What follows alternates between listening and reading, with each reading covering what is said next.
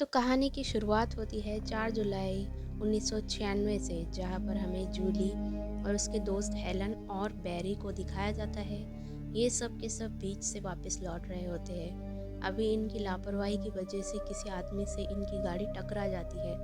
ये सब डर कर जब गाड़ी से नीचे उतर कर उस आदमी के पास जाते हैं तो देखते हैं कि उसकी मौत हो चुकी है। ये डिसाइड करते हैं कि उसकी बॉडी को समंदर में फेंक देंगे, लेकिन तभी यहाँ से इनका एक दोस्त मैक्स गुजरता है। जूली उसके सामने प्रिटेंड करती है कि कुछ भी नहीं हुआ। वो हेलन की बातों पर यकीन भी कर लेता है और उसे इन पर शक भी नहीं होता। मैक्स यहाँ से चला जाता है। इसके बाद ये चारों आदमी की बॉडी को समंदर के किनारे ले जाते हैं, पर इससे पहले कि बॉडी को समंदर में फेंके, बॉडी का हाथ सीधे हेलन के सर पर लगता है, जिससे उसका क्राउन बॉडी के साथ में चला जाता है। वो बॉडी को पानी में फेंक देते हैं। इसके बाद बैरी पानी में जंप करता है और बॉडी के हाथ से हेलन का क्राउन वापस ले आता है। फिर चारों डिसाइड करते हैं कि इस इंसिडेंट के बारे में कभी किसी से कोई भी डिस्कशन नहीं करेंगे और जो कुछ हुआ उसे भूल जाएंगे। लेकिन बैरी को हेलन पर पूरा भरोसा नहीं होता, इसलिए वो उसे पकड़ लेता है और कहता है कि तुम्हें वादा करना होगा कि तुम इस बारे में किसी को कुछ नहीं बताओगी।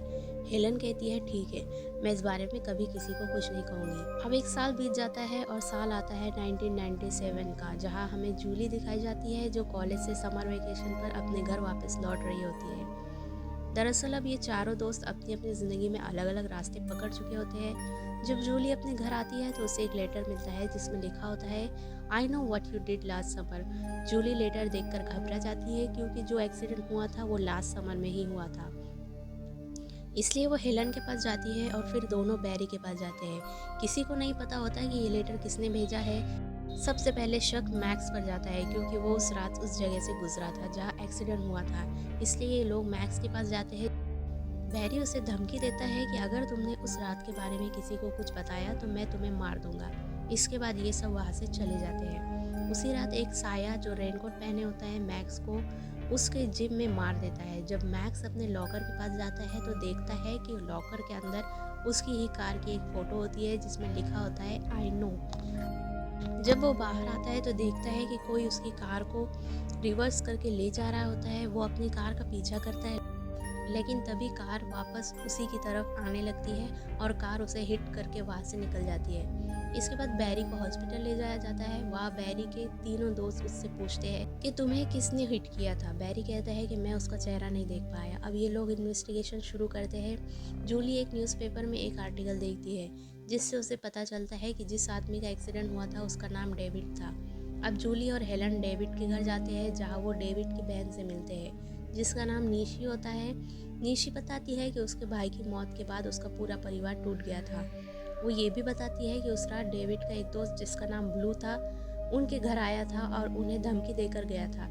इसके बाद जूली और हेलन वहाँ से चले जाते हैं। उसी रात हेलन के घर पर वही रेनकोट वाला आदमी दिखाया जाता है जिसने मैक्स को मारा था। वो हेलन की अलमारी में छुपा होता है। हेलन को इस बात का बिल्कुल भी अंदाज़ा नहीं होता। वो रात को सो जाती है और जब सुबह उठती है तो देखती है कि किसी ने उसके बाल काट दिए होते हैं। ये देखकर हेलन डर जाती है। वो मिरर के पास जाती है जहाँ मिरर पर लिखा होता है सून। वहीं दूसरी तरफ जूली को दिखाया जाता है जब वो कार ड्राइव कर रही होती है तो उसे महसूस होता है कि उसकी कार में कोई है। वो कार रोककर डिग्गी चेक करती है जिसमें मैक्स की बॉडी होती है। ये देखकर वो पूरी तरह डर जाती है और अपने दोस्तों के पास जाकर बताती है। हेलन और बैरी भी वहाँ आ जाते हैं, लेकिन जब डिग्गी खोली जाती है तो वहाँ कोई बॉडी नहीं होती। अब तीनों को लगता है उनका चौथा दोस्त रे ही ये सब कर रहा है क्योंकि अब वो उनके साथ नहीं रहता। इस बात के बारे में उन चारों के अलावा किसी को नहीं पता था, इसलिए ये रे के पास जाते हैं। बैरी गुस्से में रे को पंच मार देता है, लेकिन रे बताता है कि उसे भी धमकी भरे लेटर्स मिले हैं और उसने किसी को डराने की कोशिश नहीं की। अब आता है 4 जुलाई का दिन जब हेलन का ब्यूटी शो होता है। जब वो स्टेज पर परफॉर्म कर रही होती है तो देखती है कि बैरी ऊपर से उसका शो देख रहा होता है। तभी उसके पीछे वही रेनकोट वाला आदमी आ जाता है जो लोगों को मार रहा होता है। वो बैरी पर हमला करता है। हेलन उसे बचाने के लिए ऊपर जाना चाहती है, लेकिन तभी पुलिस आ जाती है।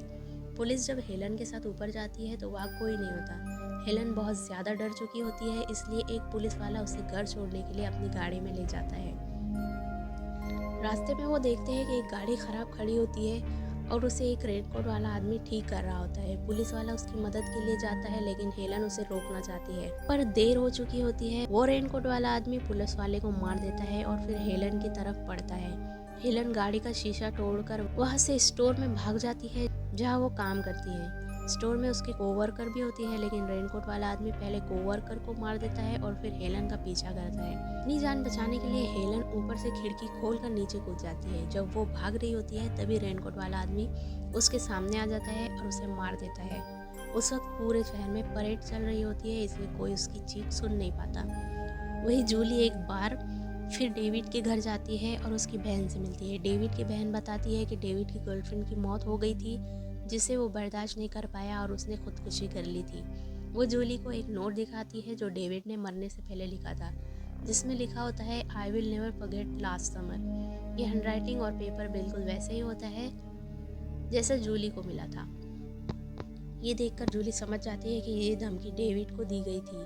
जूली और इन्वेस्टिगेशन करती है और उसे पता चलता है कि जिस आदमी का एक्सीडेंट हुआ था वो डेविड नहीं था, बल्कि डेविड की गर्लफ्रेंड का पिता था। उस आदमी ने पहले डेविड को मारा क्योंकि वो अपनी बेटी की मौत का जिम्मेदार डेविड को मानता था। डेविड को मारने के बाद जब वो वापस लौट रहा था तभी इनकी कार से टकरा गया और मर गया। जूली ये सब बातें रे को बताने के लिए उसके पास जाती है, लेकिन रे उसकी बातों पर यकीन नहीं करता। तब जूली की नज़र बोट पर पड़ती है जिसका नाम बिली ब्लू होता है। उसे याद आता है कि डेविड की बहन ने बताया था कि डेविड का एक दोस्त ब्लू उनके घर आया था। इसी बीच एक आदमी आता है और रे को बेहोश कर देता है। जूली अपनी जान बचाने के लिए बोट के कैबिन में चली जाती है, जहाँ वो देखती है कि उससे और उसके दोस्तों से जुड़े हुए कई आर्टिकल्स वहाँ लगे हैं। तब उसे समझ आ जाता है कि ये उसी किलर की बोट है। बोट समंदर के बीच पहुँच जाती है और तब वो आदमी आता है जो बताता है कि वो डेविड की गर्लफ्रेंड का पिता है और उसका नाम बेन है। वो जूली को मारना चाहता है। जूली भागने की कोशिश करती है। रे को होश आ जाता है और मोटर बोट से उस बड़ी बोट पर पहुंच जाता है। रे बेन पर ऊपर से रिंगिंग से हमला करता है, जिससे बेन गिर जाता है। वो जूली के साथ भागने की कोशिश करता है, लेकिन बेन फिर उठकर रे पर हमला करता है, जिससे रे नीचे गिर जाता है। बेन जूली को पकड़ लेता है। जूली कहती है कि वो सिर्फ एक्सीडेंट था, लेकिन बेन बताता है कि पानी में फेंकने के बाद भी वो जिंदा था और इसीलिए वो सबसे बदला लेना चाहता है।